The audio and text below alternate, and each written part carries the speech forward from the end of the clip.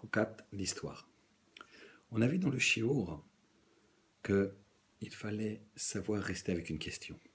En fait, il y a un verset qui nous dit L'agid baboker chasdecha, je raconterai le matin ton chesed, tes bontés, ve'moanatra balelot, et ton émouna, ta confiance, on va dire comme ça, balelot les nuits. En fait, c'est le matin quand tout se passe bien, c'est je suis heureux du chesed que tu m'envoies.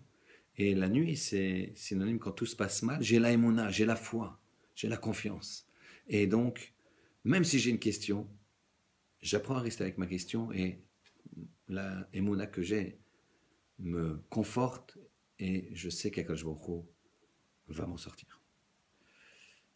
Et l'histoire suivante est extraordinaire et nous montre comment Emunatra Balilot, il faut avoir confiance en Kadosh Baruch Hu, même quand tout va mal, il faut savoir rester avec une question. Il y avait dans un village en Russie un roi d'une province, un duc, qui avait décrété que les Juifs devaient être expulsés, sauf s'ils arrivaient à faire entre guillemets un duel comme ça avec le curé de cette ville et en sortir gagnant.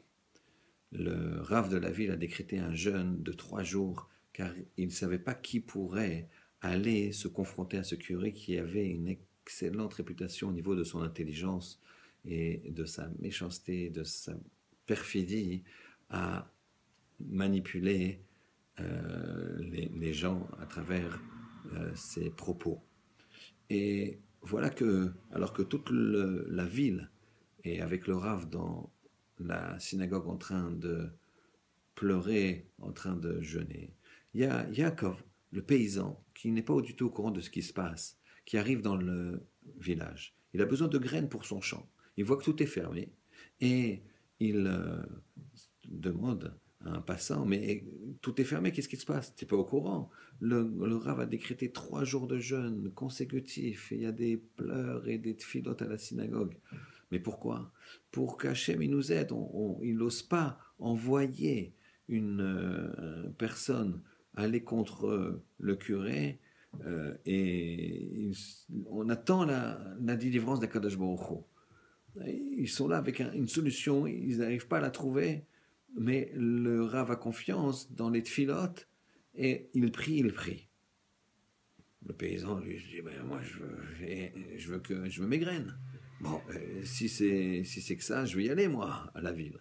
Le passant fait pas attention aux propos du paysan et le paysan va directement à la ville des non-juifs et là demande audience au duc. Le duc le voit, un paysan, c'est ça que les juifs nous amènent pour combattre entre guillemets le curé.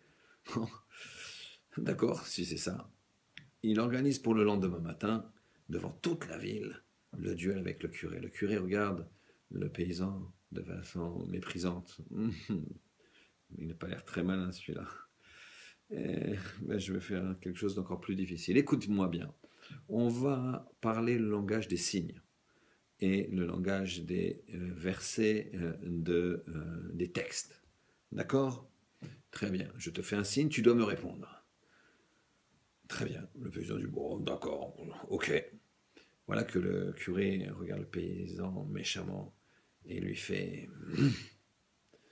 Le paysan se cabre et lui fait. À ce moment-là, le curé a un air impressionné. Il a un peu peur. Et à ce moment-là, il fait. Le paysan répond et fait. Et là, le curé tombe presque à la renverse. Le duc voit que le curé est en difficulté. Qu'est-ce qui se passe? Le curé dit il est plus fort que je pensais, Votre Majesté. Il réfléchit et il sort de son sac une bouteille de vin qu'il pose sur la table comme ça, avec un sourire vainqueur. Le paysan, à ce moment-là, le regarde et sort de son sac un fromage, tout blanc. Le curé, à ce moment-là, tombe presque dans les pommes et se tourne vers le duc et lui dit « Il m'a vaincu. Le duc écrit une lettre, donne la lettre au paysan et lui dit « Amène ça à ton communauté vous êtes sauvés et je vous enlève tous les impôts pendant plusieurs années. Les journaux racontent le, toute la péripétie et en fait, le duc demande au curé, mais qu'est-ce qui s'est passé exactement? Le curé a dit, mais il est très très fort. Je lui ai montré, je lui ai dit, il y a deux dieux. Et qu'est-ce qu'il a dit? Le paysan, il m'a répondu, pas du tout, il n'y en a qu'un seul. Je lui ai dit, mais vous êtes de toute façon un peuple dispersé. Et je lui ai montré les 5 doigts. Qu'est-ce qu'il a fait lui? Il a dit, non, non, à la fin des temps, nous serons unis. Et finalement, je lui ai dit, non, ça ne marchera pas. Parce que j'ai sorti la bouteille de vin rouge. Et j'ai dit, vos péchés sont rouges comme le sang. Et lui, il a sorti un fromage blanc pour me dire que Hachem les lavera comme la blancheur. Et voilà qu'il m'a vaincu. Et les journaux publient tout cela. Ça arrive sur la table du Rav. Et voilà que le Rav est stupéfait de cette réaction de Yaakov, le paysan. Il demande quelques jours plus tard à ses chamashim de venir chercher le paysan. Et il lui dit, tu sais, comment t'as fait? Qu'est-ce qui s'est passé exactement? Bah, j'ai eu foi en Akadosh Baruch Hu, vous avez bien eu foi en Hachem, vous avez votre question, ou qui c'est qu'il faut envoyer, vous ne saviez pas répondre, j'y ai été. Et ça n'était pas facile, hein, parce qu'il m'a dit, il m'a regardé méchamment, et il m'a dit, je t'enlèverai les 2 yeux. Alors moi je lui ai dit, moi je peux t'enlever les 2 yeux avec un doigt. Après il m'a dit, tu sais, si tu continues, je vais te donner une claque. Moi je lui ai dit, tu me donnes une claque, je te donne un coup de poing. Alors après, il avait l'air de se calmer. Il a sorti une bouteille de vin. Il voulait faire la paix. Alors moi, j'ai sorti un fromage, j'avais que ça.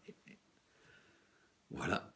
Le Rav, bien sûr, éclate de rire et dit Marabou Maasecha Hashem, et Monatra Balelot. On a la foi dans la nuit. Quand on a les problèmes, ça vient tout seul. Des fois, il faut savoir rester avec la question. Hashem nous envoie la solution, même si elle est tellement extraordinaire que ça. Shabbat Shalom.